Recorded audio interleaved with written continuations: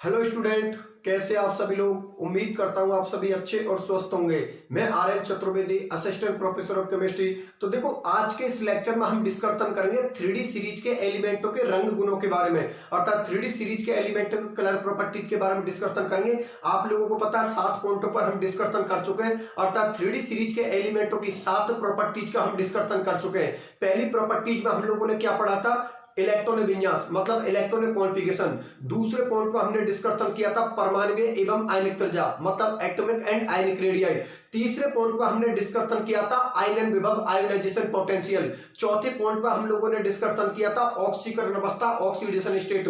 पांचवें नंबर के पॉइंट पर हमने डिस्कशन किया था चुंबकीय गुण, मतलब मैग्नेटिक प्रॉपर्टी, ठीक है ना। छठे नंबर के पॉइंट पर हमने डिस्कशन किया था गलनांक एवं कुतनांक, मतलब melting point and boiling point. सातवें नंबर के पॉइंट पर हम लोगों ने डिस्कशन किया था उत्प्रेरक गुण, मतलब कैटलिस्ट प्रॉपर्टीज। और इस 8वें नंबर के पॉइंट पर हम डिस्कशन करेंगे रंग गुण, कलर प्रॉपर्टीज। ये 3D सीरीज के जो एलिमेंट है उनकी प्रॉपर्टीज, उनके गुणों के बारे में हम अध्ययन कर रहे हैं, ठीक है ना। आगे बात समझिए आप लोगों के, ठीक है ना। इस लेक्चर में बहुत ज्यादा इंपॉर्टेंट है, मैं आपको बता देता हूं, ये लेक्चर हमारा बहुत ज्यादा इंपॉर्टेंट है क्योंकि एग्जाम में कलर प्रॉपर्टीज को वो बहुत ज्यादा पूछता है, ठीक है ना। 3D सीरीज के जो एलिमेंट होते हैं ना, उसकी कलर प्रॉपर्टीज के बारे में हम लोगों से एग्जाम में बहुत ज्यादा क्वेश्चन को पुट करता है, इसलिए ये क्वेश्चन बिल्कुल कंप्लीट रूप से आपके लिए इंपॉर्टेंट है, ठीक है ना। ये अपने जो 8वें नंबर का पॉइंट है ना, ये बहुत ज्यादा इंपॉर्टेंट है। एक ये था, एक ऑक्सीडेशन स्टेट वाला था, यहां से तो कॉम्पिटिशन से भी क्वेश्चन बनते हैं, ठीक है ना। तो इन सारी चीजों को, एक एक लेक्चर को, एक एक पॉइंट को आप बहुत बढ़िया तरीका से समझना और बढ़िया तरीका से एग्जाम में जाकर करना, ठीक है ना। तो देखो, आज के इस लेक्चर में हम इस पॉइंट को बहुत बढ़िया तरीका से क्लियर कर लेंगे। जैसे मेरा लेक्चर क्लियर हो जाए, आप लोग बोल देंगे सर कोई दिक्कत नहीं है, ठीक है, बढ़िया अच्छी तरीका से ये टॉपिक भी हमारे समझ में आ गया, ठीक है। तो डिस्कशन करते हैं। तो सुनो मेरी बात ध्यान से, देखो टॉपिक को मैं बिल्कुल जीरो लेवल से उठा रहा हूं कि आखिरकार कलर प्रॉपर्टीज को 3D सीरीज के एलिमेंट कैसे प्रदर्शित करते हैं, कैसे शो करते हैं। तो देखो, मैं आप लोगों के लिए बता देता हूं, दो 3D सीरीज के एलिमेंट होते हैं या जितने भी ट्रांजिशन एलिमेंट होते हैं, संक्रमण धातु होते हैं, वो कलर के लिए, उसके लिए कितने रेस्पॉन्सिबल फैक्टर होते हैं? दो। एक तो dd संक्रमण होता है और एक आवेश स्थानांतरण होता है, मतलब एक तो dd ट्रांजिशन होता है और एक चार्ज ट्रांसफर होता है, ठीक है ना। जितने भी ट्रांजिशन एलिमेंट होते हैं, जितने भी संक्रमण धातु होते हैं, वो कलर किन रीजनों की वजह से शो करते हैं? दो रीजनों की वजह से। एक तो कौन होता है? dd संक्रमण, और एक कौन होता है? आवेश स्थानांतरण। मैं बोर्ड पर लिख देता हूं, देखो कलर के लिए कितने रेस्पॉन्सिबल फैक्टर होते हैं? दो। एक तो कौन होता है? dd संक्रमण, एक तो कौन सा होता है? dd संक्रमण, जिसको dd ट्रांजिशन बोलते हो, और एक होता है आवेश स्थानांतरण, अर्थात चार्ज ट्रांसफर। एक कौन सा होता है? आवेश स्थानांतरण। एक कौन सा होता है? आवेश स्थानांतरण, अर्थात चार्ज ट्रांसफर, ठीक है ना। मतलब जितने भी डी ब्लॉक के एलिमेंट होते हैं, चाहे वो 3D सीरीज के एलिमेंट हो या 4D सीरीज के एलिमेंट हो या 5D सीरीज के एलिमेंट हो, वो कलर किन दो रीजनों की वजह से शो करते हैं? एक तो dd संक्रमण और एक कौन करते हैं? आवेश स्थानांतरण, मतलब एक तो dd ट्रांजिशन और एक चार्ज ट्रांसफर। चलो ठीक है, अब सुनो मेरी बात ध्यान से। पहले मैं इन दोनों की आप लोगों के लिए कंडीशन बता देता हूं कि dd संक्रमण किन कंडीशन में होता है और आवेश स्थानांतरण किन कंडीशन में होगा, ठीक है ना। पहले तो शॉर्टकट में दोनों के बारे में बता देता हूं, dd संक्रमण के बारे में बता देता हूं और आवेश स्थानांतरण के बारे में बता देता हूं। जैसे ही आप लोगों की समझ में आ जाएंगे ना, फिर इनके पर्सनल टॉपिक पर डिस्कशन करेंगे, जिनमें पहला टॉपिक मैं किसको लूंगा? dd संक्रमण को। जब ये समझ में आ जाएगा आप लोगों को, फिर डिस्कशन करेंगे आवेश स्थानांतरण के बारे में, अर्थात चार्ज ट्रांसफर के बारे में, ठीक है ना। तो एक काम करते हैं, पहले मैं आप लोगों को सामने डिस्कशन कर लेता हूं दोनों के बारे में, दोनों के बारे में थोड़ा बता देता हूं, ठीक है ना। फिर एक टॉपिक लेंगे dd संक्रमण, इसके बारे में डिस्कशन करेंगे, फिर लेंगे आवेश स्थानांतरण, चार्ज ट्रांसफर। तो सुनो मेरी बात ध्यान से, dd संक्रमण और आवेश स्थानांतरण दोनों की मैं कंडीशन बता रहा हूं, सुनो मेरी बात ध्यान से। मैंने अभी क्या बात बोली है कि 3D सीरीज के एलिमेंट किन दो रीजनों की वजह से कलर शो करते हैं? एक तो dd संक्रमण और एक आवेश स्थानांतरण। तो सुनो मेरी बात ध्यान से, कि जो dd संक्रमण होता है, जो dd ट्रांजिशन होता है, उसके अंदर कंडीशन ये होती है कि d के अंदर कम से कम एक अनपेड इलेक्ट्रॉन प्रेजेंट होना चाहिए। ध्यान से समझना मेरी बात, मैं क्या बोल रहा हूं कि dd संक्रमण को कोई भी कॉम्प्लेक्स तभी प्रदर्शित करेगा जब उसकी d के अंदर कम से कम एक इलेक्ट्रॉन प्रेजेंट होगा। और आप लोग अच्छी तरीका से जानते हो कि एक इलेक्ट्रॉन हमेशा अनपेड होता है, अयुग्मित इलेक्ट्रॉन होता है। इन सारी चीजों को हम अच्छी तरीका से जानते हैं। अरे भाई, हम ऐसे ही तो बोलते हैं, जो सिंगल इलेक्ट्रॉन होता है वो हमेशा कौन होता है? अयुग्मित होता है, अनपेड इलेक्ट्रॉन होता है, ठीक है ना। तो देखो, मैंने क्या बोली है कि कोई भी कॉम्प्लेक्स dd संक्रमण तभी प्रदर्शित करेगा जब उसकी d के अंदर कम से कम एक इलेक्ट्रॉन प्रेजेंट होगा। अगर d के अंदर कम से कम एक इलेक्ट्रॉन प्रेजेंट है तो 100% उसमें कौन होगा? dd संक्रमण, ठीक है ना। तो एक रेस्पॉन्सिबल फैक्टर तो ये होगा dd संक्रमण, कि d के अंदर कम से कम एक अनपेड इलेक्ट्रॉन प्रेजेंट होना चाहिए। लेकिन अगर किसी के पास अनपेड इलेक्ट्रॉन प्रेजेंट नहीं है, किसी के पास डी के पास इलेक्ट्रॉन है ही नहीं है, फिर भी वो कलर शो कर रहा है, तो ध्यान रखना फिर उसका रेस्पॉन्सिबल फैक्टर होता है वो कौन होता है, आवेश स्थानांतरण चार्ज ट्रांसफर। एक बार फिर बता देता हूं मैं आप लोगों के लिए, कलर के लिए कितने रेस्पॉन्सिबल फैक्टर होते हैं, दो। एक तो कौन होता है डीडी संक्रमण और एक कौन होता है आवेश स्थानांतरण। डीडी संक्रमण को कोई भी कॉम्प्लेक्स तब प्रदर्शित करते हैं जब डी के पास कम से कम एक अनपेड इलेक्ट्रॉन प्रेजेंट होगा, लेकिन किसी के पास एक भी अनपेड इलेक्ट्रॉन प्रेजेंट नहीं है और फिर भी वो अगर चार्ज, फिर भी अगर वो कलर शो कर रहा है तो उसका रेस्पॉन्सिबल फैक्टर कौन होगा, चार्ज ट्रांसफर। मेरी बात आप लोगों को समझ में आ गई ना कि अगर डी के पास एक भी इलेक्ट्रॉन प्रेजेंट हुआ तो डीडी संक्रमण होगा, और डी के पास एक भी इलेक्ट्रॉन प्रेजेंट नहीं है फिर भी कॉम्प्लेक्स कलर शो कर रहा है तो उसका रेस्पॉन्सिबल फैक्टर कौन होगा, आवेश स्थानांतरण अर्थात चार्ज ट्रांसफर। इसका मतलब कंडीशनों का लग गया पता। इसकी कितनी कंडीशन बताई है मैंने, एक। डीडी संक्रमण के लिए कितनी कंडीशन बताई है, एक कंडीशन कौन सी बताई है कि डी के पास कम से कम एक इलेक्ट्रॉन प्रेजेंट होना चाहिए, अनपेड इलेक्ट्रॉन। कॉमन सी बात, एक इलेक्ट्रॉन होगा वो अनपेड ही होगा, अयुग्मित इलेक्ट्रॉन ही होगा, ठीक है ना। और इस आवेश स्थानांतरण की मैं आप लोगों के लिए दो कंडीशन बता रहा हूं, ठीक है ना। आवेश स्थानांतरण के लिए अर्थात चार्ज ट्रांसफर के लिए मैं कितनी कंडीशन बता रहा हूं, दो कंडीशन। पहली कंडीशन तो ये कि डी के पास एक भी इलेक्ट्रॉन प्रेजेंट नहीं होना चाहिए, अर्थात पहली कंडीशन तो उसकी क्या है, डी के अंदर इलेक्ट्रॉन कितना होने चाहिए, जीरो। अगर डी के अंदर इलेक्ट्रॉन जीरो है तो ध्यान में रखना उस कंडीशन में आपका कौन होगा, आवेश स्थानांतरण चार्ज ट्रांसफर। क्योंकि अगर डी के पास एक भी इलेक्ट्रॉन प्रेजेंट हो गया तो फिर ध्यान में रखना आवेश स्थानांतरण नहीं होगा, फिर कौन होगा, डीडी संक्रमण। में यही तो बता रहा हूं कि डी के पास अगर एक भी इलेक्ट्रॉन प्रेजेंट हुआ तो डीडी संक्रमण होगा, और डी के पास एक भी इलेक्ट्रॉन प्रेजेंट नहीं है फिर भी कॉम्प्लेक्स कलर शो कर रहा है तो उसका रेस्पॉन्सिबल फैक्टर फिर कौन होगा, आवेश स्थानांतरण अर्थात चार्ज ट्रांसफर। तो एक कंडीशन तो आवेश स्थानांतरण की मैंने क्या बता दी कि डी के पास इलेक्ट्रॉन कितने होने चाहिए, जीरो। और दूसरी कंडीशन इसकी है कि मेटल पर जो चार्ज होना चाहिए वो +5 +6 और +7 होना चाहिए। इधर देखो मैंने आवेश स्थानांतरण की कितनी कंडीशन बताई है, दो। पहली कंडीशन क्या है कि डी के पास एक भी इलेक्ट्रॉन प्रेजेंट नहीं होना चाहिए, अर्थात डी का कॉन्फ़िगरेशन कितना होना चाहिए, जीरो। और दूसरी कंडीशन ये बताइए कि मेटल के पास 5, 6 और 7 चार्ज होने चाहिए। अगर मेटल के पास डी में एक भी इलेक्ट्रॉन प्रेजेंट नहीं है और मेटल की ऑक्सीडेशन स्टेट अगर 5, 6 और 7 है तो ध्यान रखना फिर आवेश स्थानांतरण होगा। लेकिन अगर 5 से कम हुई तो ध्यान में रखना वो कॉम्प्लेक्स कलर शो नहीं करेगा, अर्थात वो कौन होगा, रंगहीन कलरलेस होगा। मेरी बात आप लोगों को समझ में आ गई। एक बार दोबारा से मेरे स्टेटमेंट को मैं रिपीट कर देता हूं। मैं ये बता रहा हूं 8वें नंबर के पॉइंट में हम किसकी बात कर रहे हैं, 3D सीरीज के एलिमेंटों के रंग गुण की, कलर प्रॉपर्टीज की बात कर रहे हैं, ठीक है ना। कलर प्रॉपर्टीज में ये बता रहा हूं कि 3D सीरीज हो या 4D सीरीज हो या 5D सीरीज एलिमेंट हो, कोई सी भी सीरीज के एलिमेंट हो, वो कलर के लिए उनके लिए कितने रेस्पॉन्सिबल फैक्टर होते हैं, दो। एक तो कौन होता है डीडी संक्रमण और एक कौन होता है आवेश स्थानांतरण। डीडी संक्रमण की मैंने कंडीशन बोली है क्या, अगर डी के पास एक भी नंबर ऑफ अनपेड इलेक्ट्रॉन, एक भी अयुग्मित इलेक्ट्रॉन प्रेजेंट हुआ तो ध्यान रखना उस कंडीशन में कौन होगा, डीडी संक्रमण। लेकिन कुछ कॉम्प्लेक्स ऐसे होते हैं जिनकी डी में एक भी इलेक्ट्रॉन प्रेजेंट नहीं होता फिर भी वो कलर शो करते हैं, तो फिर उसका रेस्पॉन्सिबल फैक्टर कौन होगा, आवेश स्थानांतरण। तो मैंने क्या बात बोली है कि आवेश स्थानांतरण चार्ज ट्रांसफर के लिए मैंने कितनी कंडीशन बोली है, दो। पहली कंडीशन में मैंने क्या बोली है कि डी के पास एक भी इलेक्ट्रॉन प्रेजेंट नहीं होना चाहिए, अर्थात उसका 3D जीरो कॉन्फ़िगरेशन होना चाहिए, चलो ठीक है। दूसरी कंडीशन में ये बोली है मैंने कि डी के पास इलेक्ट्रॉन नहीं होना चाहिए और डी मेटल की ऑक्सीडेशन स्टेट कितनी होनी चाहिए, 5, 6 और 7। मतलब डी के पास इलेक्ट्रॉन जीरो होने चाहिए, डी के पास कोई भी इलेक्ट्रॉन प्रेजेंट नहीं होना चाहिए, और मेटल की जो ऑक्सीडेशन स्टेट है, मेटल की जो ऑक्सीकरण अवस्था है वो कितनी होनी चाहिए, 5, 6 और 7। अगर ये कंडीशन कोई भी कॉम्प्लेक्स फॉलो कर रहा है तो फिर उसमें कौन होगा, आवेश स्थानांतरण चार्ज ट्रांसफर। इसका मतलब बात अच्छी तरीके से समझ में आ गई कि डीडी संक्रमण की मैंने कितनी कंडीशन बताई है, एक, और आवेश स्थानांतरण की मैंने कितनी कंडीशन बताई है, दो, ठीक है ना। ये तो इनके बारे में थोड़ा मैंने बेसिक बता दी। अब इनके पर्सनली टॉपिक पे बात करते हैं। तो पहला टॉपिक ले रहा हूं मैं डीडी संक्रमण, इसको बढ़िया तरीका से एक्सप्लेन करता हूं, जैसे ही बढ़िया तरीका से समझ में आ जाएगा उसके बाद लूंगा मैं आवेश स्थानांतरण चार्ज ट्रांसफर, ठीक है। तो मैं पूरे को मिटा देता हूं, पहले टॉपिक पर डिस्कशन करते हैं डीडी संक्रमण, जो किसके लिए रेस्पॉन्सिबल होता है, कलर के लिए रेस्पॉन्सिबल होता है, ठीक है ना। तो सुनो मेरी बात ध्यान से। अब देखो मैं इसको पूरे को मिटा देता हूं और बात करते हैं 3D सीरीज के रंग गुण कलर प्रॉपर्टीज के बारे में, जिनमें पहली हम पॉइंट ले रहे हैं डीडी संक्रमण अर्थात डीडी ट्रांजिशन।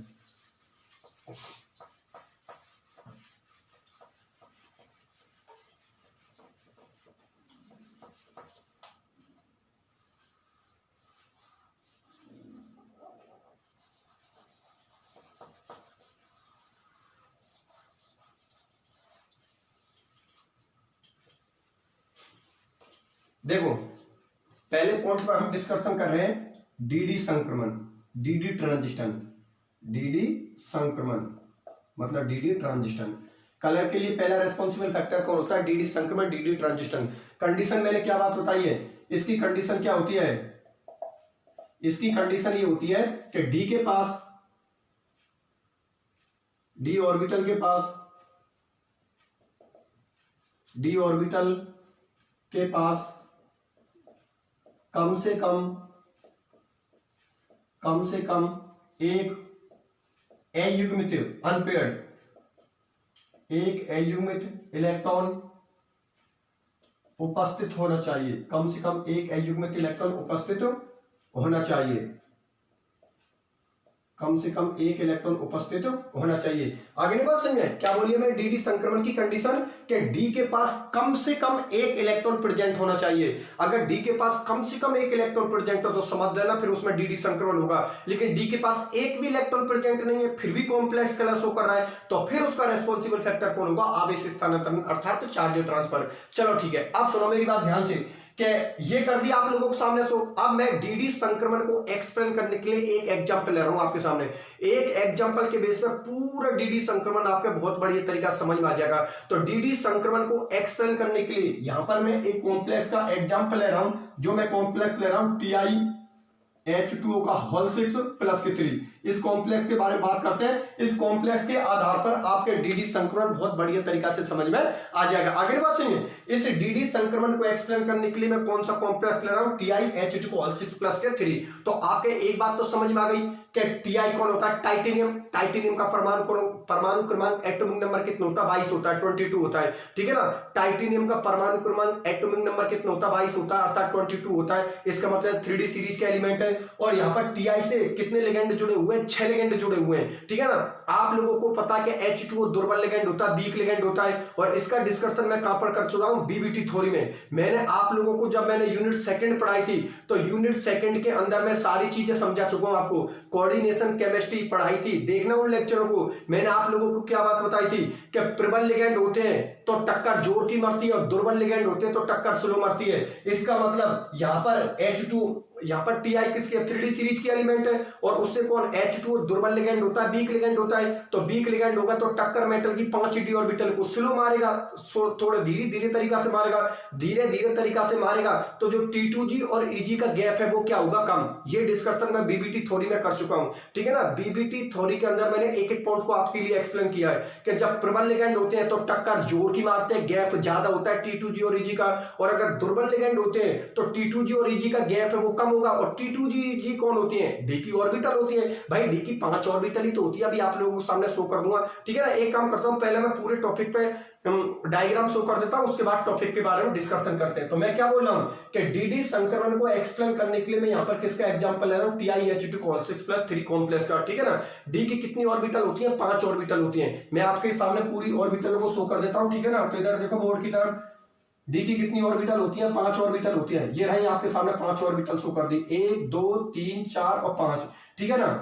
5 ऑर्बिटलों के नाम क्या होते हैं? DXY, DYZ, DXZ, DX² to Y² और DZ²। जिनमें शुरू की 3 को हम क्या बोलते हैं? T2G कक्षक। शुरू की 3 को हम क्या बोलते हैं? T2G कक्षक मतलब T2G ऑर्बिटल। और ये बाद की 2 को हम क्या बोलते हैं? EG कक्षक मतलब EG ऑर्बिटल। ठीक है ना? अब सुनो मेरी बात ध्यान से कि इस कॉम्प्लेक्स में टाइटेनियम की ऑक्सीडेशन स्टेट कितनी है? प्लस के 3। अरे सही है ना? Ti की ऑक्सीडेशन स्टेट कितनी है? प्लस के 3। और आप लोगों को पता है कि अगर टाइटेनियम की ऑक्सीडेशन स्टेट प्लस के 3 है तो 3 इलेक्ट्रॉन बाहर निकाल के देखो डी के पास कितने इलेक्ट्रॉन बचेगा? 1। जैसे कि मैं यहां पर शो कर देता हूं, Ar18। भाई टाइटेनियम का 22 ही होता है ना, तो Ar18 3D2 और 4S2।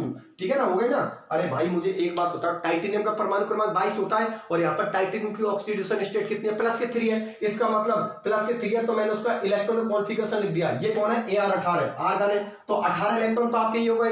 18 और 2 कितने होते हैं 20 और 2 कितने होते हैं 22 लिख दिया। अब यहाँ पर टाइटेनियम की ऑक्सीडेशन स्टेट कितनी है प्लस के 3 है, टाइटेनियम की ऑक्सीडेशन स्टेट कितनी है प्लस के 3, तो 3 इलेक्ट्रॉन बाहर निकाल दो, तो 3 इलेक्ट्रॉन बाहर निकालोगे तो 2 इलेक्ट्रॉन तो किसके निकलेंगे एस के, और 1 इलेक्ट्रॉन किसका निकलेगा डी का, अर्थात डी के पास कितना इलेक्ट्रॉन बचेगा 1। और मैंने आपको पहले ही बता दिया कि अगर डी के पास एक भी इलेक्ट्रॉन प्रेजेंट हुआ तो फिर कलर के लिए रेस्पॉन्सिबल कौन होगा, डी संक्रमण। मेरी बात आप लोगों को समझ में आई नहीं आई? इसका मतलब है TiH2O6+3 का जो कॉम्प्लेक्स है ये कलर शो करेगा, और ये कलर के लिए इसके लिए रेस्पॉन्सिबल फैक्टर कौन होगा, डी संक्रमण, डी ट्रांजिशन। क्यों? क्योंकि डी के पास कितना अनपेड इलेक्ट्रॉन प्रेजेंट है 1। अगली बात समझ में, अरे मैंने ये तो बोला Ti की ऑक्सीडेशन स्टेट कितनी है प्लस के 3, और 3 इलेक्ट्रॉन को बाहर निकाल दो तो डी के पास एक ही इलेक्ट्रॉन बचेगा, क्योंकि 2 तो किसके चले जाएंगे एस के चले जाएंगे, एक डी का चल जाएगा, तो फिर डी के पास 1 बचेगा। अर्थात आपका जो कॉन्फ़िगरेशन बचेगा वो बचेगा 3D विन्यास, 3D कॉन्फ़िगरेशन। इसका मतलब जो आपका एक इलेक्ट्रॉन है ना, उस एक इलेक्ट्रॉन को मैंने यहां पर भर दिया, ठीक है ना। अरे भाई डी के पास एक इलेक्ट्रॉन है, एक इलेक्ट्रॉन को मैंने वहां पर भर दिया। अब आप लोगों को पता है कि ये 5 ऑर्बिटल किसकी है, टाइटेनियम की, मेटल की 5 ऑर्बिटल है। अब इनको H2O जो लिगेंड होता है ना आपका, ये टक्कर मारने के लिए जा रहा है, कोलिजन करने के लिए जा रहा है। तो जैसे ही 5 डी ऑर्बिटलों को ये H2O लिगेंड टक्कर मारेगा तो इनका क्या हो जाएगा, विभाजन हो जाएगा, अर्थात इनकी क्या हो जाएगी, स्प्लाइटिंग हो जाएगी। एक बार फिर सुन लेना, ये मेटल की 5 डी ऑर्बिटल है, ये किसके है, टाइटेनियम की, क्योंकि टाइटेनियम डी ब्लॉक के एलिमेंट होता है, और हम जानते हैं डी की कितनी ऑर्बिटल होती है, 5 ऑर्बिटल होती हैं, जिनमें 3 तो T2G की होती है, 2 EG की होती हैं, ठीक है ना। जब मेटल की 5 डी ऑर्बिटलों को H2O लिगेंड टक्कर मारेगा तो इन ऑर्बिटल का क्या हो जाएगा, विभाजन हो जाएगा, अर्थात इनकी क्या हो जाएगी, स्प्लाइटिंग हो जाएगी, जिनमें T2G ऑर्बिटल तो नीचे की ओर रह जाती है और EG ऑर्बिटल ऊपर की ओर चली जाती है, अर्थात इनका इस तरीका से विभाजन हो जाता है। यहां पर ले देता हूं उत्तेजित अवस्था एक्साइटेड स्टेट, उत्तेजित अवस्था एक्साइटेड स्टेट, ठीक है ना। ये हो गई आपकी औसत ऊर्जा एवरेज एनर्जी, औसत ऊर्जा एवरेज एनर्जी, जिनमें ये हो गई आपकी EG orbital, EG कक्षक, EG orbital, और ये नीचे वाली कौन सी हो गई आपकी T2G कक्षक, ये नीचे वाले कौन सी हो गई अपनी T2G कक्षक अर्थात T2G ऑर्बिटल, ठीक है ना। इनके नाम क्या होते हैं, DXY, DYZ, DXZ, और इनके नाम क्या होते हैं, DX2Y2, और इसका नाम क्या होता है DZ2, इसका नाम क्या होता है DZ2, ठीक है ना। अब सुनो मेरी बात ध्यान से, यहां पर इसकी एनर्जी कितनी बढ़ेगी, +0.6, ठीक है ना, और इसकी एनर्जी कितनी घटेगी, -0.4, और इस पूरे के अंतर को हम बोलेंगे डेल ओ का मतलब क्या होता है, ऑक्टेडल, अर्थात इसको मैं CFSE भी बोल सकता हूं, ठीक है ना। CFSE मतलब क्रिस्टल क्षेत्र स्थायीकरण ऊर्जा, इंग्लिश में क्या बोलेंगे, क्रिस्टल फील्ड स्टेबलाइजेशन एनर्जी। अरे सही बात है ना भाई, अगर मेटल की 5 डी ऑर्बिटल को H2 लिगेंड टक्कर मारेगा तो कुछ न कुछ तो एनर्जी बाहर निकलेगी, उस रिलीज एनर्जी को, बाहर निकली एनर्जी को मैं किससे शो करूंगा, डेल ओ का मतलब होता है ऑक्टेडल, अर्थात ये डायग्राम मैंने किसका बनाया, अष्टफलकीय संकुलों का। क्यों? क्योंकि आपको पता है लिगेंड कितने अच्छे हैं, और हम जानते हैं कि जब मेटल से 6 लिगेंड जुड़े होते हैं तो वो कॉम्प्लेक्स कौन होता है, अष्टफलकीय ऑक्टेडल। 4 जुड़े होते हैं तो या तो चतुष्फलकीय होता है, वर्गाकार समतली होता है, मतलब टेट्राहेड्रल होता है, या फिर स्क्वायर प्लेनर कॉम्प्लेक्स होता है, ठीक है ना। यहाँ पर 6 लिगेंड है, इसका मतलब ये डायग्राम किसका बना है, अष्टफलकीय ऑक्टाहेड्रल का, ठीक है ना।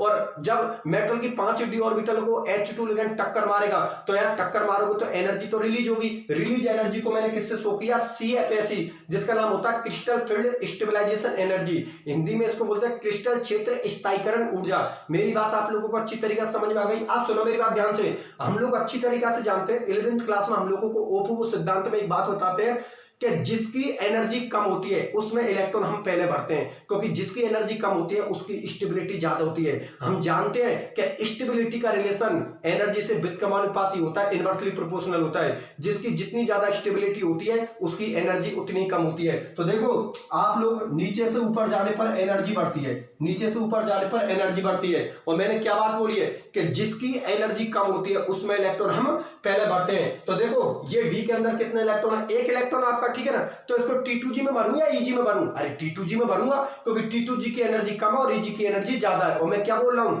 कि जिसकी एनर्जी कम होती है उसमें इलेक्ट्रॉन पहले भरते हैं। इसका मतलब इस एक इलेक्ट्रॉन को मैंने किस में भर दिया, T2G में। मेरी बात आप लोग समझ में आ गई? ये एक इलेक्ट्रॉन मैंने किस में भर दिया, T2G में, क्योंकि T2G की एनर्जी कम होती है और EG की एनर्जी ज्यादा होती है। चलो ठीक है, ये बात तो आपके समझ में आ गई। अब सुनो मेरी बात ध्यान से, अब पूरा फोकस मेरे ऊपर कर देना क्योंकि अब इस टॉपिक का पूरा कंक्लूजन निकलेगा। अब सुनो मेरी बात ध्यान से कि ये कॉम्प्लेक्स है, ठीक है ना। कौन सा कॉम्प्लेक्स है, TiH2O6+3।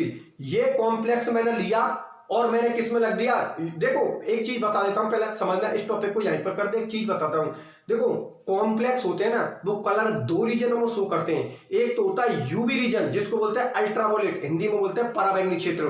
पराबैंगनी क्षेत्र होता है 200 से 400, और 200 से 400 कभी भी कलर के लिए रेस्पॉन्सिबल नहीं होता। और एक होता है दृश्य क्षेत्र, विजिबल रीजन, जिसका रीजन होता है 400 से 800। ध्यान में रखना, जितने भी कॉम्प्लेक्स कलर शो करते हैं वो विजिबल रीजन में शो करते हैं, दृश्य क्षेत्र में रीजन शो करते हैं, दृश्य क्षेत्र में कलर शो करते हैं। मैं आपको इधर बोर्ड पर लिख देता हूं, देखो मैं आपके लिए यहां पर बता देता हूं। जो 200 से 400 एनएम का क्षेत्र होता है ना, 200 से 400 जो एनएम का मतलब होता है नैनोमीटर, वो कौन सा होता है, यूवी क्षेत्र। यूवी क्षेत्र अल्ट्रावायलेट, हिंदी में इसको क्या बोलते हैं, पराबैंगनी क्षेत्र, ठीक है ना। और ये 400 से 800 जो क्षेत्र होता है ना, ये होता है आपका दृश्य क्षेत्र, जिसको क्या बोलते हैं इंग्लिश में विजिबल रीजन। दृश्य क्षेत्र विजिबल रीजन क्या होता है, 400 से 800 एनएम। आप सुनो मेरी बात ध्यान से, मैंने क्या बात बोली है, क्या कोई भी कॉम्प्लेक्स कलर कितने रीजनों में शो करता है, दो। एक तो होता है यूवी रीजन और एक होता है विजिबल रीजन। यूवी रीजन को हम क्या बोलते हैं, पराबैंगनी क्षेत्र, और विजिबल रीजन को हम क्या बोलते हैं, दृश्य क्षेत्र, ठीक है ना। यूवी रीजन अल्ट्रावायलेट पराबैंगनी क्षेत्र होता है 200 से 400, जो कलर के लिए रेस्पॉन्सिबल नहीं होता।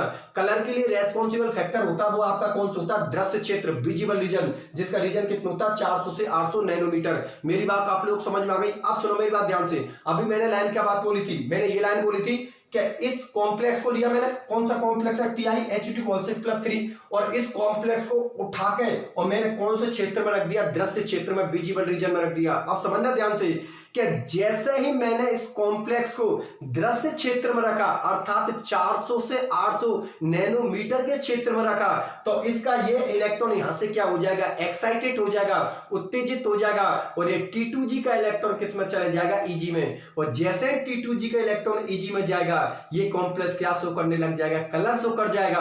तभी तो मैंने बोला स्पेक्ट्रमी विभाग, जो अभी एक वर्ड बोला था ना हेडिंग के साथ, स्पेक्ट्रमी विभाग। उस स्पेक्ट्रमी विभाग का मतलब यही होता है कि इस कॉम्प्लेक्स को जैसे ही आप दृश्य क्षेत्र में रखोगे, विजिबल रीजन में रखोगे, तो ये इलेक्ट्रॉन ऊर्जा का अवशोषण करेगा और स्पेक्ट्रा देगा। उस स्पेक्ट्रा को हम क्या बोलते हैं, स्पेक्ट्रमी विभाग, ठीक है ना। और वही स्पेक्ट्रा किसके लिए रेस्पॉन्सिबल होता है, कलर के लिए रेस्पॉन्सिबल होता है। मैं आपके सामने शो कर देता हूं, देखो ये कौन से रीजन में रख दिया मैंने, दृश्य क्षेत्र में रख दिया।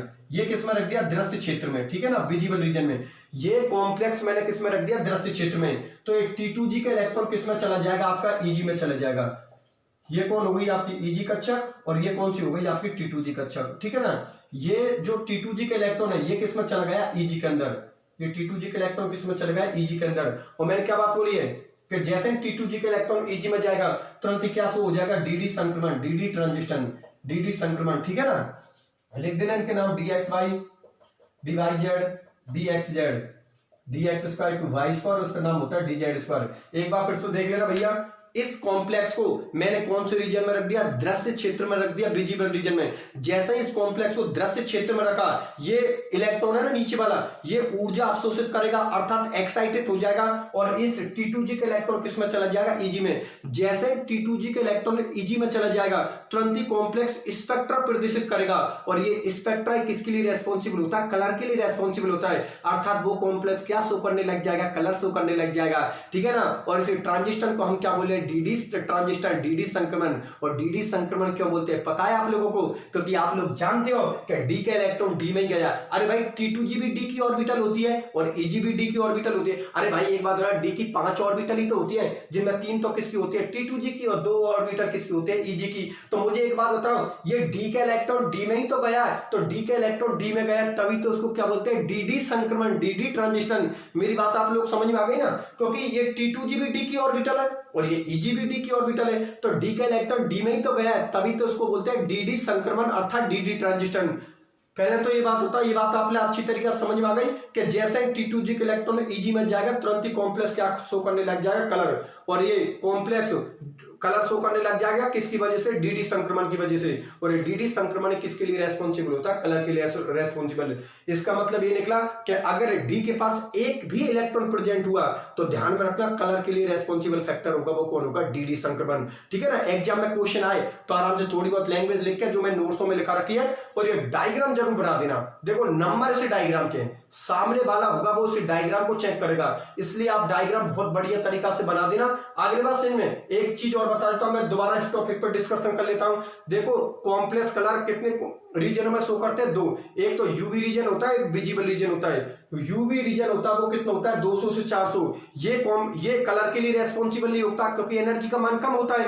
लेकिन जो कॉम्प्लेक्स होते हैं ना वो कौन से रीजन में कलर शो करते हैं, दृश्य क्षेत्र में, विजिबल रीजन में। क्यों? क्योंकि उसका रीजन 400 से 800 होता है, जो ज्यादा होता है तो कॉमन सी बात है इलेक्ट्रॉन को ज्यादा ऊर्जा मिलेगी तो वो जल्दी एक्साइटेड हो जाएगा। अरे निम्न ऊर्जा से उच्च ऊर्जा में वो जल्दी चला जाएगा। तभी तो देखो जैसे ही मैंने इस कॉम्प्लेक्स को दृश्य क्षेत्र में रखा, विजिबल रीजन में रखा, अर्थात 400 से 800 में रखा, तो ये इलेक्ट्रॉन क्या हुआ, नीचे वाला एक्साइटेड हो गया, उत्तेजित हो गया और तुरंत ही किस में चला गया, ईजी में। तुरंत ही कॉम्प्लेक्स क्या शो करने लग गए, कलर। ध्यान में रखना, अगर T2G का इलेक्ट्रॉन ईजी में नहीं जा रहा है तो कॉम्प्लेक्स कलर शो नहीं करेगा।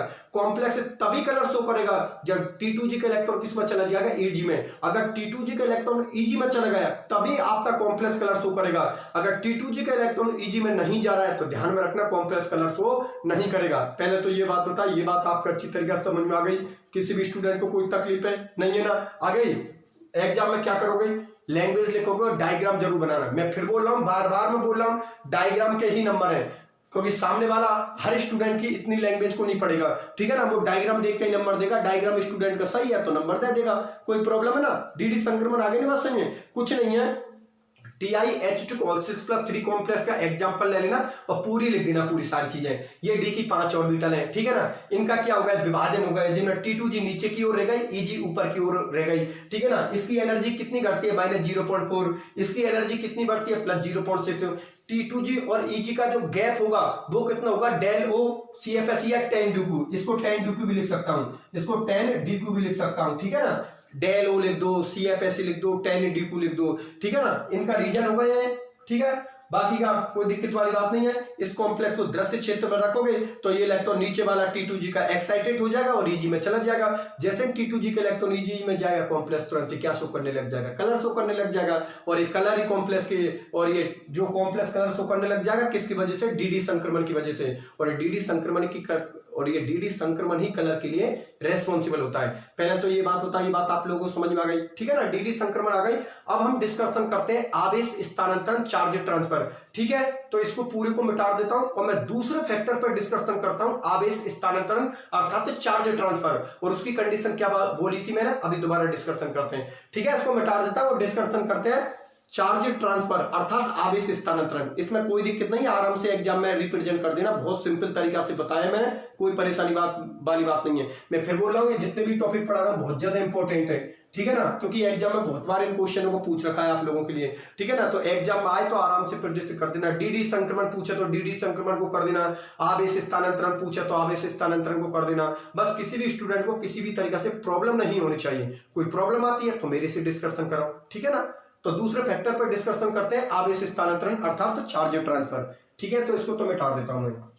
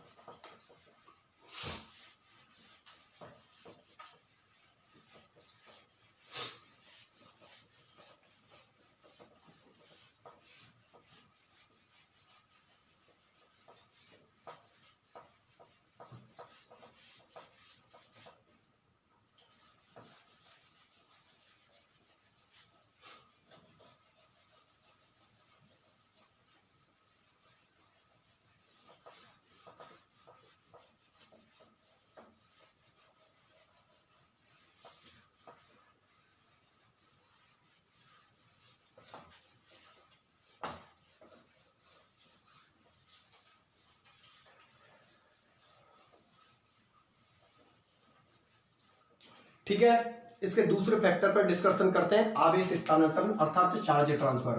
तो दूसरा फैक्टर होता है कलर के लिए आवेश स्थानांतरण, आवेश स्थानांतरण चार्ज ट्रांसफर, ठीक है ना? इसकी भी कंडीशन लिख देता हूं मैं। इसकी क्या कंडीशन होती है कि आवेश स्थानांतरण उसी कंडीशन में प्रदर्शित होगा जब डी के पास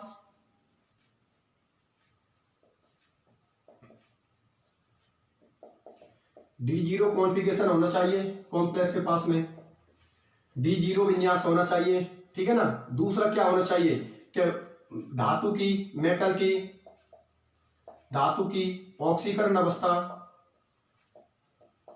ऑक्सीकरण अवस्था मतलब ऑक्सीडेशन स्टेट +5 +6 +7 होनी चाहिए। कितनी कंडीशन बताइए? 2। एक तो D0 विन्यास होना चाहिए और धातु की या मेटल के ऑक्सीडेशन स्टेट +5 +6 +7 होनी चाहिए। ठीक है ना? इधर देखो अब आप लोग देखिए मैंने क्या बात बोली है कि अगर किसी भी कॉम्प्लेक्स में dd संक्रमण नहीं हो रहा है तो फिर उसके लिए रेस्पॉन्सिबल फैक्टर कौन होगा? आवेश स्थानांतरण, चार्ज ट्रांसफर। लेकिन इसकी मैंने कितनी कंडीशन बताई आप लोगों के लिए? 2 कंडीशन कैसे बताइए कि d के पास एक भी इलेक्ट्रॉन प्रेजेंट नहीं होना चाहिए। क्यों? क्योंकि अगर d के पास एक भी इलेक्ट्रॉन प्रेजेंट हुआ तो फिर आवेश स्थानांतरण नहीं होगा, फिर कौन होगा? dd संक्रमण। क्योंकि dd संक्रमण की मैंने क्या कंडीशन बताई है कि d के पास इलेक्ट्रॉन प्रेजेंट होना चाहिए, और आवेश स्थानांतरण की क्या कंडीशन बताइए कि d के पास इलेक्ट्रॉन प्रेजेंट नहीं होना चाहिए। और दूसरी कंडीशन क्या है कि मेटल की ऑक्सीडेशन स्टेट 5, 6 और 7 होनी चाहिए। अगर इससे कम होती है तो ध्यान में रखना वो कॉम्प्लेक्स कलर शो नहीं करेगा, अर्थात वो कौन होगा? रंगहीन होगा, कलरलेस होगा। मेरी बात आप लोगों को समझ में आ गई? तो इसका मतलब ये निकला कि जिन कॉम्प्लेक्सों में dd संक्रमण नहीं होता और फिर भी वो कलर शो कर रहे हैं तो फिर उसका रेस्पॉन्सिबल फैक्टर कौन होगा? आवेश स्थानांतरण, चार्ज ट्रांसफर, जिसकी 2 कंडीशन बताइए। डी के पास इलेक्ट्रॉन 0 होना चाहिए और मेटल की 5, 6 और 7 ऑक्सीडेशन स्टेट होने चाहिए। 1-2 एग्जांपल इसके ले लेता हूं। 1-2 एग्जांपलों से ये बहुत बढ़िया तरीका से आप लोगों को समझ में आ जाएगा। ठीक है ना? तो मैं एग्जांपल ले लेता हूं, फिर डिस्कशन करता हूं दोबारा से आवेश स्थानांतरण, चार्ज ट्रांसफर पर। ठीक है ना? तो इधर देखो आप लोग, आपके सामने मैं यहां पर एग्जांपल ले रहा हूं। जैसे यहां पर ले लिया मैंने KMnO4, Mn की ऑक्सीडेशन स्टेट यहां पर कितनी है? +7। Mn की ऑक्सीडेशन स्टेट कितनी है? +7, अर्थात इसका क्या होगा? 3d0 विन्यास, 3d0 विन्यास। ठीक है ना? तो इसका कलर होगा गहरा बैंगनी, इसका कलर कैसे होगा? गहरा बैंगनी। ठीक है ना? एक ले लिया मैंने K2Cr2O7, यहां पर Cr की ऑक्सीडेशन स्टेट कितनी है? +6। ठीक है ना? इसके अंदर भी क्या होगा? 3d0 विन्यास, 3d0 कॉन्फ़िगरेशन, 3d0 विन्यास, और इसका कैसा कलर होगा? नारंगी, ऑरेंज। ठीक है ना? अब बात करता हूं, एक मैंने ले लिया यहां पर B2O5, एक एग्जांपल ले लिया B2O5। यहां पर B की ऑक्सीडेशन स्टेट कितनी है? +5। ठीक है ना? B की ऑक्सीडेशन स्टेट कितनी है? +5। इसका भी क्या होगा? 3d0 विन्यास, 3d0 विन्यास, और इसका कलर कैसे होगा? नारंगी पीला, ऑरेंज येलो। ठीक है ना? नारंगी पीला, ऑरेंज येलो। और एक ले लिया मैंने TiO2, यहाँ पर टाइटेनियम की ऑक्सीडेशन स्टेट कितनी है? +4, और यहाँ पर इसका क्या होगा? 3d0 विन्यास, 3d0 कॉन्फ़िगरेशन, और ये होगा आपका रंगहीन, कलरलेस। अब देखो, सुनो मेरी बात, अब बोर्ड पे ध्यान दो और इधर देखो, सुनो मेरी बात ध्यान से। मैंने क्या बात बोली है कि जिन कॉम्प्लेक्सों में dd संक्रमण नहीं होता और फिर भी कॉम्प्लेक्स कलर शो कर रहे हैं तो उनका रेस्पॉन्सिबल फैक्टर कौन होगा? आवेश स्थानांतरण। और आवेश स्थानांतरण की मैंने कितनी कंडीशन बताई है? 2। एक तो d के पास इलेक्ट्रॉन कितना होना चाहिए? 0, और मेटल की ऑक्सीडेशन स्टेट 5, 6 और 7 होनी चाहिए। अगर इनसे कम होती है ऑक्सीडेशन स्टेट तो ध्यान रखना वो कॉम्प्लेक्स कलर शो नहीं करेगा। और सुनो मेरी बात ध्यान से, एक इंपॉर्टेंट बात और बता देता हूं कि कोई भी कॉम्प्लेक्स अगर इन दोनों कंडीशनों को फॉलो करेगा तो ही वो कलर शो करेगा, तो ही उसमें आवेश स्थानांतरण होगा। ध्यान में रखना, एक कंडीशन को वो फॉलो कर रहा है और एक कंडीशन को फॉलो नहीं कर रहा है तो ध्यान में रखना उस कंडीशन में आवेश स्थानांतरण नहीं होगा, चार्ज ट्रांसफर नहीं होगा। कैसे? अभी इन एग्जांपलों से प्रूफ हो जाएगी ये बात। इधर देखो, मैं सबसे पहले लेता हूं KMnO4 को। ठीक है ना? KMnO4 को, यहां पर Mn की ऑक्सीडेशन स्टेट कितनी है? +7। Mn की ऑक्सीडेशन स्टेट कितनी होती है? +7। आप लोगों को पता है Mn का इलेक्ट्रॉन कॉन्फ़िगरेशन हम ऐसे ही तो लिखते हैं Ar18 25 ही होता है। Mn का परमाणु क्रमांक कितना होता है? 25 होता है, एटॉमिक नंबर, जिनमें क्या लिखते हो? 3d5 और 4s2 हो गए ना? 18 और 2 20 और 5 कितने हो गए? 25। अब मुझे एक बात बताओ यार, Mn का परमाणु क्रमांक एटॉमिक नंबर 25 होता है, ठीक है ना? उसका इलेक्ट्रॉन विन्यास, इलेक्ट्रॉन कॉन्फ़िगरेशन क्या होता है? 3d5 4s2, और यहां पर Mn की ऑक्सीडेशन स्टेट कितनी है? +7 है, तो 7 इलेक्ट्रॉन आप बाहर निकाल दो। 7 इलेक्ट्रॉन बाहर निकालोगे तो 2 तो किसके चले जाएंगे? s के, और 5 किसके चले जाएंगे? डी के। तो एक बात होता है, 7 इलेक्ट्रॉनों के बाहर निकलते ही डी के पास इलेक्ट्रॉन कितने बचे? 0। डी के पास इलेक्ट्रॉन 0 बचे, अर्थात वो पहली कंडीशन को फॉलो कर रहा है कि डी के पास एक भी इलेक्ट्रॉन प्रेजेंट नहीं है। और दूसरी उसकी कंडीशन क्या है कि मेटल की ऑक्सीडेशन स्टेट कितनी है? +7। और दोनों कंडीशनों को फॉलो कर रहा है, इसका मतलब ये कलर शो करेगा। और इसका रेस्पॉन्सिबल फैक्टर कौन होगा? आवेश स्थानांतरण, चार्ज ट्रांसफर। मेरी बात आप लोगों को अच्छी तरीके से समझ में आ गई? किसी भी स्टूडेंट को कोई प्रॉब्लम? भैया एक बार फिर बता देता हूं, ये KMnO4 4 कैसे होता है, गहरा बैंगनी, अर्थात कलर को शो कर रहा है। और इसका रेस्पॉन्सिबल फैक्टर कौन होगा, आवेश स्थानांतरण चार्ज ट्रांसफर। क्यों, क्योंकि ये कॉम्प्लेक्स दोनों कंडीशनों को फॉलो कर रहा है। डी के पास इलेक्ट्रॉन कितने हैं, 0, और दूसरी बात मेटल की ऑक्सीडेशन स्टेट कितनी है, 7। इसका मतलब पहली कंडीशन को फॉलो कर रहा है, दूसरी कंडीशन को फॉलो कर रहा है, दोनों कंडीशनों को फॉलो कर रहा है, तो ये कॉम्प्लेक्स कलर शो करेगा। और इसका रेस्पॉन्सिबल फैक्टर कौन होगा, आवेश स्थानांतरण अर्थात तो चार्ज ट्रांसफर। चलो ठीक है, बहुत अच्छी बात है। दूसरे पे बात करते हैं। क्रोमियम का परमाणु क्रमांक कितना होता है, 24 होता है, 24 होता है, ठीक है ना। क्रोमियम का परमाणु क्रमांक कितना होता है, 24 24 होता है। क्या लिखते हैं electron configuration, Ar18 3d5 4s1 हो गए ना। 18 19 और 5 कितने होते हैं, 24, ठीक है ना, 24 हो गए। और यहाँ पर इसकी ऑक्सीडेशन स्टेट कितनी है, क्रोमियम की प्लस के 6 है, ठीक है ना। 6 इलेक्ट्रॉन बाहर निकाल दो तो एक तो एस का चला जाएगा, 5 डी के चले जाएंगे, तो डी के पास इलेक्ट्रॉन कितने बचे, 0 बचे। अगर डी के पास इलेक्ट्रॉन 0 बचे, इसका मतलब K2Cr2O7 पहली कंडीशन को फॉलो कर रहा है और दूसरी कंडीशन को भी फॉलो कर रहा है, क्योंकि मेटल की ऑक्सीडेशन स्टेट कितनी है, प्लस के 6, और ये कलर शो करेगा। और इसका भी रेस्पॉन्सिबल फैक्टर कौन होगा, आवेश स्थानांतरण, क्योंकि K2Cr2O7 भी इसकी दोनों कंडीशनों को फॉलो कर रहा है। मेटल की ऑक्सीडेशन स्टेट कितनी है, प्लस के 6, और दूसरी कंडीशन क्या है कि भाई डी के पास इलेक्ट्रॉन कितने हैं, 0। इसका मतलब K2Cr2O7 कलर शो करता है। इसका कलर कैसे होता है, नारंगी होता है, मतलब ऑरेंज होता है, ठीक है ना, नारंगी ऑरेंज होता है। और ऑरेंज होने की वजह से ये कलर शो करेगा। और इसका रेस्पॉन्सिबल फैक्टर कौन होगा, आवेश स्थानांतरण अर्थात तो चार्ज ट्रांसफर। चलो ठीक है, बहुत अच्छी बात है। अब मैं बात करता हूं B2O5 की। तो बेरिलियम का आप लोगों को पता परमाणु क्रमांक कितना होता है, 23 होता है। और इसका क्या लिखते हो, Ar18 3d कितना, 3d3 और 4s2, ठीक है ना, 3d3 4s2। अर्थात तो बेरिलियम की ऑक्सीडेशन स्टेट कितनी है, प्लस के 5, प्लस के 5 है तो 5 इलेक्ट्रॉन बाहर निकाल दो। 5 इलेक्ट्रॉन बाहर निकालोगे तो 2 तो एस के गए और 3 डी के गए। इसका मतलब यहां पर भी डी के पास इलेक्ट्रॉन कितने हैं, 0। डी के पास इलेक्ट्रॉन 0 है और मेटल की ऑक्सीडेशन स्टेट कितनी है, प्लस के 5। इसका मतलब ये पहली कंडीशन को भी फॉलो कर रहा है, दूसरी कंडीशन को भी फॉलो कर रहा है, तो ये कलर शो करेगा। और इसका कैसे होगा, नारंगी पीला कलर होगा। इसका कैसे होगा, नारंगी पीला कलर होगा। और इसका भी रेस्पॉन्सिबल फैक्टर कौन होगा, आवेश स्थानांतरण अर्थात तो चार्ज ट्रांसफर, क्योंकि आवेश स्थानांतरण चार्ज ट्रांसफर की ये भी दोनों कंडीशनों को फॉलो कर रहा है, तो B2O5 भी कौन होगा, कलरफुल होगा। चलो ठीक है, लेकिन मैं बात करता हूं TiO2 की। तो टाइटेनियम का परमाणु क्रमांक कितना होता है, 22। टाइटेनियम का परमाणु क्रमांक कितना होता है, 22। क्या लिखते हो, Ar18 3d2 और 4s2। अर्थात यहां पर टाइटेनियम की ऑक्सीडेशन स्टेट कितनी है, प्लस के 4। तो 4 इलेक्ट्रॉनों को बाहर निकाल दो आप लोग। भाई Ti की ऑक्सीडेशन स्टेट 4 है तो 4 को बाहर निकाल दो। 4 को बाहर निकालोगे तो 2 तो किसके गए, एस के गए, और 2 किसके गए, डी के गए। मतलब डी के पास इलेक्ट्रॉन कितने बचे, 0। इसका मतलब ये आवेश स्थानांतरण की पहली कंडीशन को फॉलो कर रहा है, लेकिन दूसरी कंडीशन को फॉलो नहीं कर रहा है, क्योंकि दूसरी कंडीशन में इसकी ऑक्सीडेशन स्टेट कितनी निकली है, प्लस के 4। जबकि वो ऑक्सीडेशन स्टेट कितने मांग रहा है कि मेटल की ऑक्सीडेशन स्टेट +5 +6 और +7 होनी चाहिए, इससे कम नहीं होनी चाहिए। और अगर इससे कम हुई तो वो कॉम्प्लेक्स कलर शो नहीं करेगा। तभी तो देखो TiO2 का कलर कैसे होता है, रंगहीन होता है, अर्थात ये कलरलेस होता है, किसी भी प्रकार का कोई भी कलर शो नहीं करता। इसका मतलब क्या सामने आई बात कि आवेश स्थानांतरण में कोई भी कॉम्प्लेक्स अगर दोनों कंडीशनों को फॉलो कर रहा है तो ही उसमें आवेश स्थानांतरण होगा, चार्ज ट्रांसफर होगा।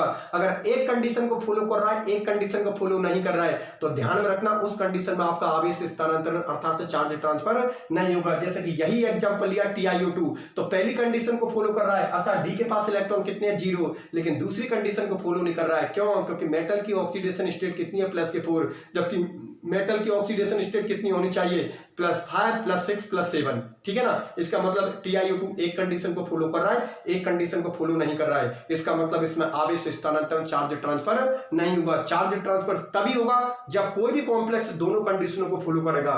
मेटल की ऑक्सीडेशन स्टेट +5 +6 +7 होनी चाहिए और डी के पास एक भी इलेक्ट्रॉन प्रेजेंट नहीं होनी चाहिए। अगर ये कंडीशन फॉलो हो रही है तो उस कंडीशन में फिर कौन होगा, आवेश स्थानांतरण चार्ज ट्रांसफर, जो किसके लिए रेस्पॉन्सिबल होगा, कलर के लिए रेस्पॉन्सिबल होगा। मेरी बात आप लोगों को अच्छी तरीके से समझ में आ गई। ये हो गया आपका आवेश स्थानांतरण चार्ज ट्रांसफर। क्या प्रॉब्लम आई, हो गई ना। इसका मतलब 3D सीरीज के एलिमेंट होते हैं वो कलर शो करते हैं, ठीक है ना। 3D सीरीज के एलिमेंट कलर शो करते हैं और कलर के लिए कितने रेस्पॉन्सिबल फैक्टर बताए थे, 2। एक तो DD संक्रमण बताया था और एक मैंने आवेश स्थानांतरण बताया, चार्ज ट्रांसफर।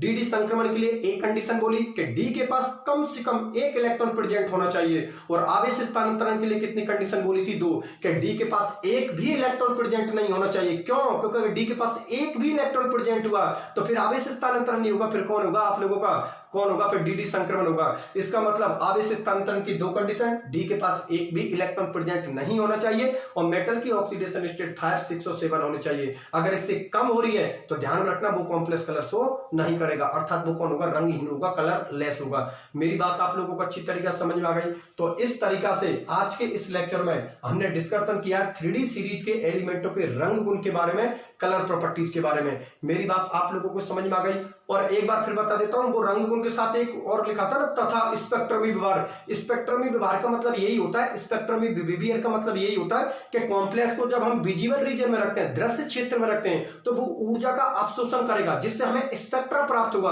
और वो स्पेक्ट्रा ही कलर के लिए रेस्पॉन्सिबल होगा। तभी तो मैंने लिखा 3D सीरीज के एलिमेंटों के रंग गुण तथा स्पेक्ट्रमी व्यवहार। उस स्पेक्ट्रमी व्यवहार का मतलब यही होता है कि जैसे ही कॉम्प्लेक्स को दृश्य क्षेत्र में रखते हैं, विजिबल रीजन में रखते हैं, तो वो जो इलेक्ट्रॉन होता है ना T2G का, वो ऊर्जा अवशोषित करता है और एक स्पेक्ट्रा देता है। स्पेक्ट्रा देगा, स्पेक्ट्रा ही कॉम्प्लेक्स के कलर के लिए रेस्पॉन्सिबल होगा, इसलिए वहां पर मैंने स्पेक्ट्रमी व्यवहार लिख दी, स्पेक्ट्रमी बिहेवियर लिख दी। ये आपका टॉपिक था, कोई दिक्कत नहीं है ना, ठीक है।